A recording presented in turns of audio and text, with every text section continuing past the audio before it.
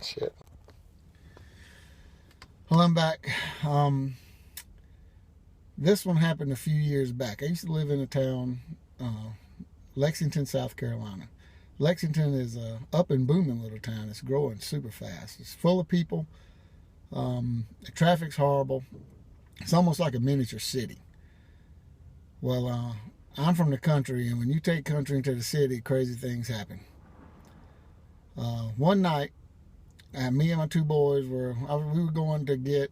I traded a guy for a bow and arrow that I was going to get for my youngest son. So we went to go do it. We made the trade, and the guy actually gave me the bow and an old bow target. Now, I'll be the first to tell you that I'll let the bed of my truck fill up with trash bags, and to the point that it's about to overflow, and then I'll go to the dump to get rid of them. Well, there was a lot of trash bags in the back. We threw the bow target on top of it, and put the bow inside the truck.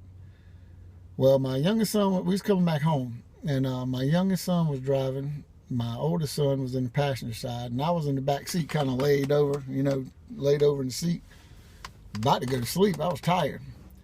Well, it was dark, and we were coming down 378, which is a 4-lane highway that runs right through the middle of Lexington. My oldest son, was in the passenger side, had his window cracked, and was smoking him a cigarette. He had already got done and rolled it back up, and we were just chilling coming home. All of a sudden, my youngest son says, "Why is the truck on fire?" And I thought he was, bull crapping. I was like, yeah, whatever. I thought he was just playing, making me freak out or something.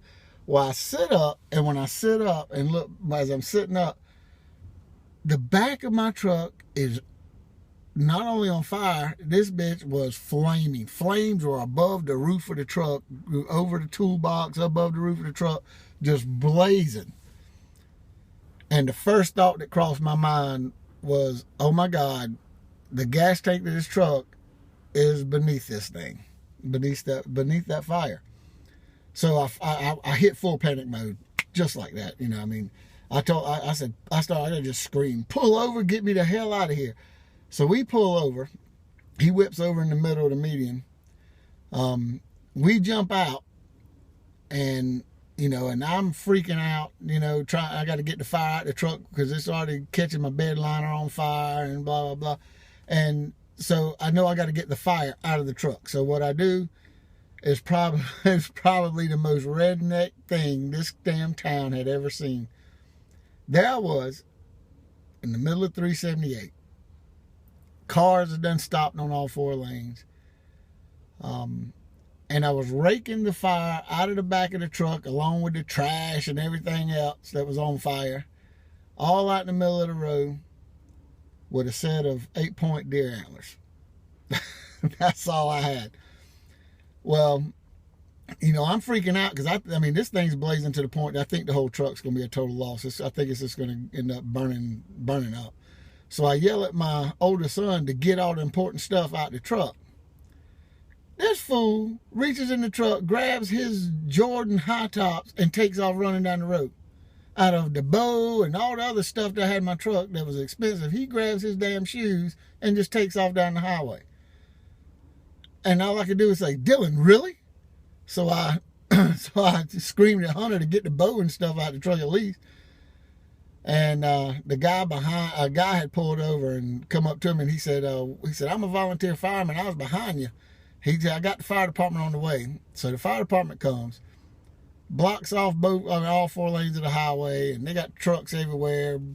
My windows are down in my truck, and they just flat out let the water fly, and it soaked the inside of my truck, the outside of my truck, the bed liner had melted. They did put it out, thank God. And and I just don't understand how a boy can just grab his shoes and run. I don't get it. you know, but what started the fire was when he threw his cigarette out the window.